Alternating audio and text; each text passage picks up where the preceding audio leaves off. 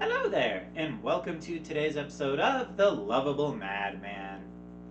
Nando of Nando V Movies has put out a call to other creators to create videos featuring some of the scenes of their favorite villains to go into his collaborative playlist, One Villainous Scene.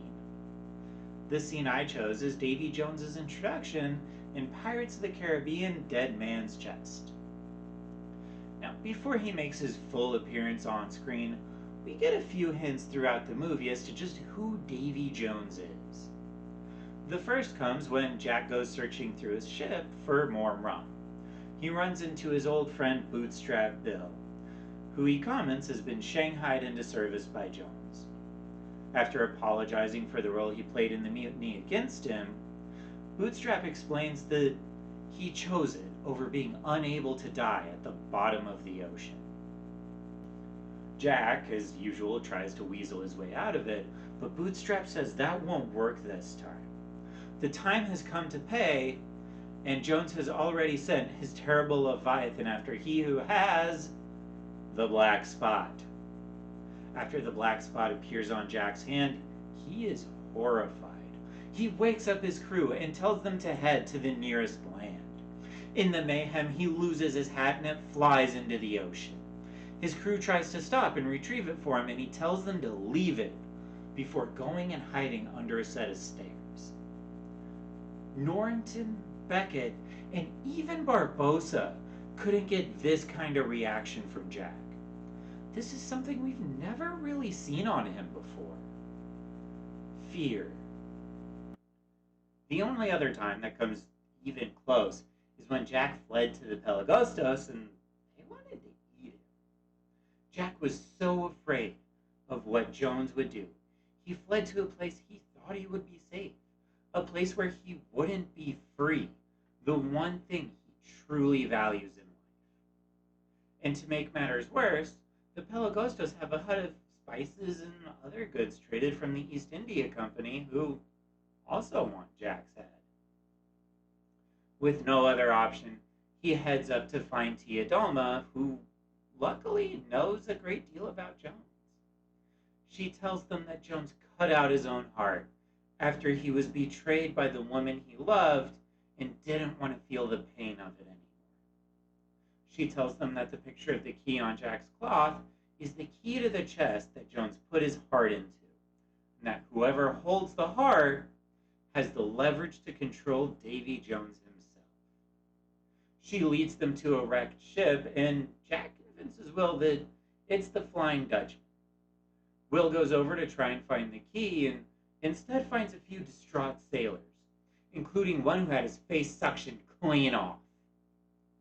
Jones's crew suddenly attacks, and Will attempts to fight back, but is soon knocked out. He's lined up with the other surviving sailors, and finally, he arrives.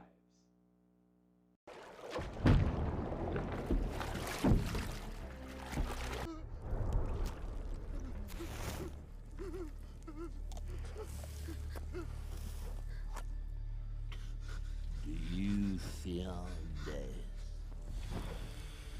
Do you feel that dark abyss? All your deeds laid bare, all your sins punished. I can offer you an escape. Don't listen to him.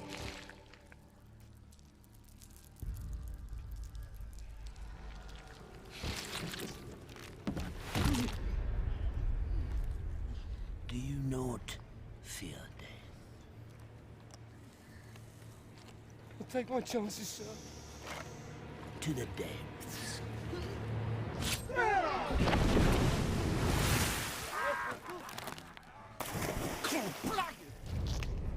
Life is cruel.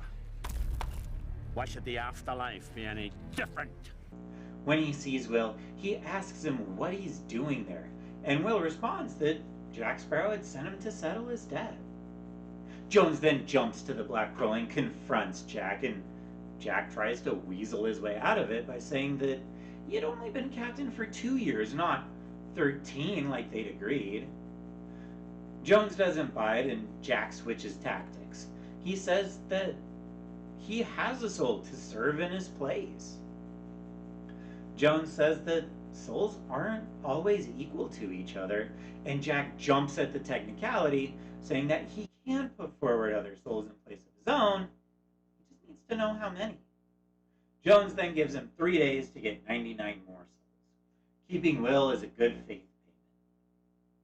This entire sequence is incredible, and we learn everything we need to know about Davy Jones as a character. From the wrecked ship, we learn the kind of devastation he is not only capable of doling out, but is willing to. From his crew, we learn the true price of accepting his bargain, one that ends with no hope.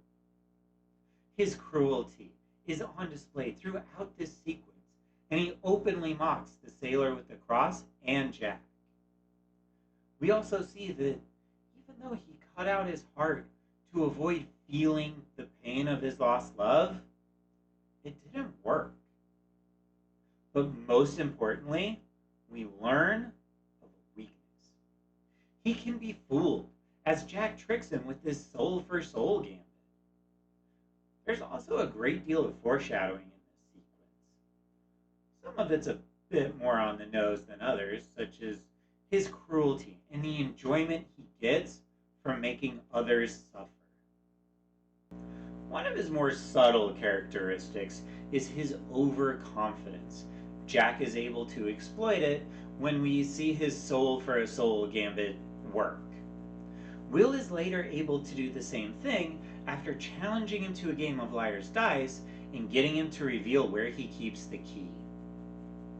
However, the most interesting moment I find in this sequence is what happens when Jack mentions that Will is in love. Jones's face drops. It's just for a moment, and we don't really see this side of it again in Dead Man's Chest, but he comes back in At World's End. There's a scene where he goes and he confronts Teodalma / Calypso about why she abandoned him. We see who he was when he was in love, before he cut out his heart, before he became a monster. She is completely at his mercy in this scene, and he can't bring himself to harm her. He says as he leaves that his heart has always belonged to her. We see this again briefly at the very end of the movie, after Jack has helped Will stab his heart. He says Calypso's name before he falls overboard and into oblivion. The Pirates franchise as a whole has had its ups and its downs over the years, but I think that the villains have all been consistent highlights. Beckett, Blackbeard, and Salazar have all been really fun to watch, and the cursed pirate crews all have really good and really unique designs to them. Barbossa and Davy Jones are two of the best villains to be put on screen in the last 20 years. I hope that whatever direction the Pirates franchise goes in, that Davy Jones does make a return, especially with that tease at the end of Dead Men Tell No Tales. I hope you guys enjoyed my scene selection and my analysis of it, and if you did, please leave a like.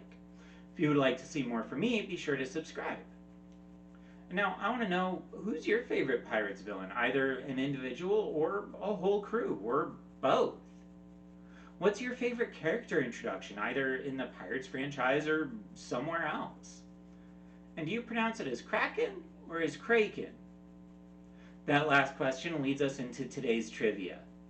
The argument between Pintel and Righetti over the proper pronunciation of the monster's name comes after the writers, who intended for it to be pronounced as Kraken, first heard Kevin R. McNally pronounce it as Kraken.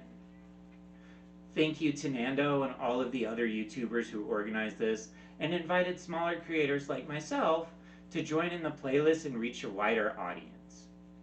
And thank you to everyone else for watching, and remember, we're all mad here. Let no joyful voice be heard. Let no man look up at the sky with hope. And let this day be cursed by we who ready to wait.